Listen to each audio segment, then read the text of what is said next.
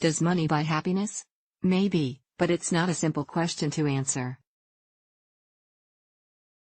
There are many studies on the topic and many factors that come into play, such as cultural values, where you live, what matters to you, how you spend your money. Some even argue that the amount of money matters, and that you may not feel additional happiness after amassing a certain amount of wealth.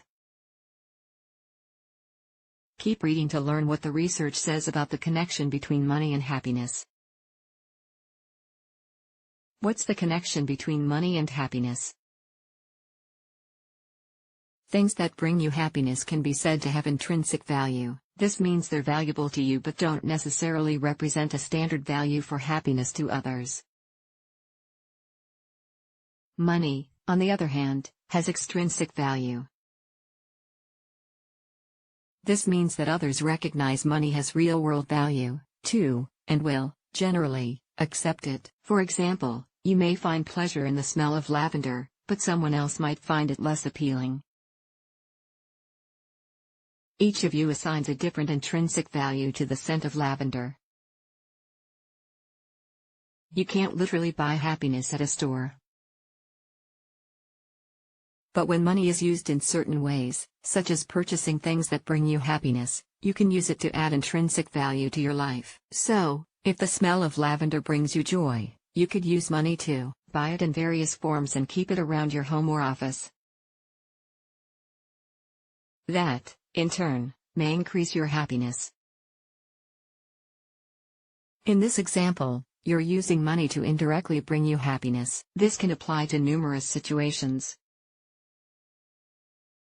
But, while the things you buy may bring short-term happiness, they may not always lead to long-term or lasting happiness. Here are some further arguments for and against money buying happiness.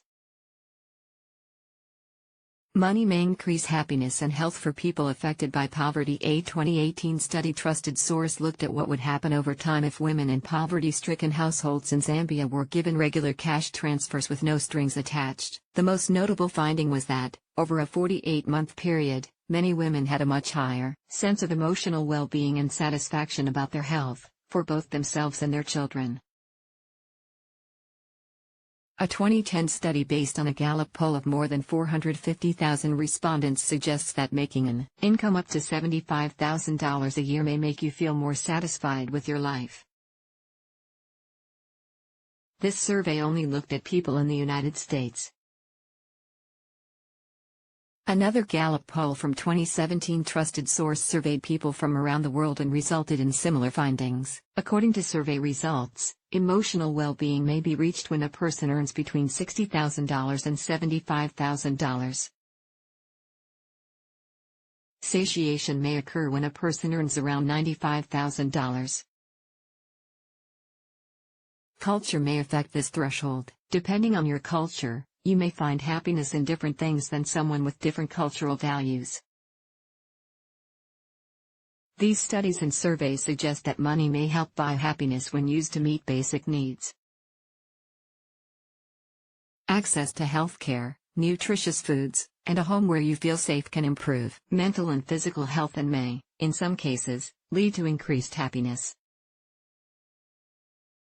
Once basic needs are met, however, the happiness a person can gain from money may grow stagnant. Trusted source. Does how you spend money matter? Yes. This is the heart of the debate. Buying experiences and helping others can lead to happiness. And there's some actual research behind this. Results from a survey of research on this topic suggest that spending money on experiences rather than tangible goods and giving to others with no thought of reward results in the greatest feelings of happiness. This could take the form of going to a concert instead of buying a new TV, or buying someone you love a thoughtful gift rather than indulging yourself in an impulse buy. And here's another thing to think about. An extensive 2015 survey of literature about emotions and decision-making found that your subjective judgment of the value of something has a lot to do with how you feel about the outcome. The authors call this the appraisal tendency framework, ATF.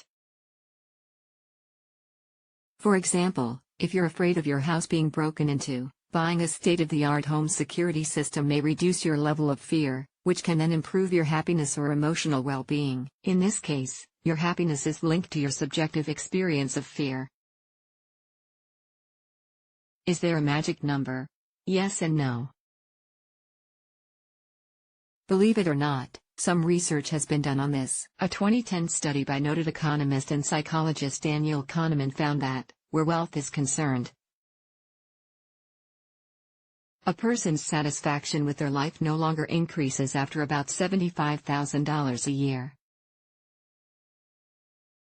At this point, most people are better able to handle major life stressors like poor health, relationships, or loneliness than if they're making less or are below the poverty line. Beyond that, daily habits and lifestyle are the main drivers of happiness. Results from a more recent study that looked at happiness in European populations points to a much lower dollar amount being equated to happiness, €27,913 a year. That's equivalent, at the time of the study, to about $35,000 a year. That's half of the American figure. This may have to do with relative costs of living in the United States compared to Europe. Healthcare and higher education are often less expensive in Europe than in the United States. The researchers also mention several other cultural factors that may contribute to the lower correlation of money to happiness in these countries. Other ways to increase happiness. Money may not buy happiness, but there are some things you can do to try to increase happiness. Consider the following. Write down what you're grateful for. Literally counting your blessings. Trusted source can help you feel more positive. Instead of thinking about what you don't have, think about the things you do have. Meditate.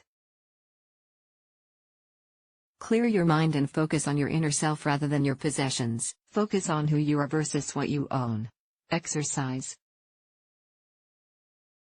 Exercise can help increase endorphins, which can lead to short-term happiness. Exercise may also help you feel more confident or comfortable in your own skin.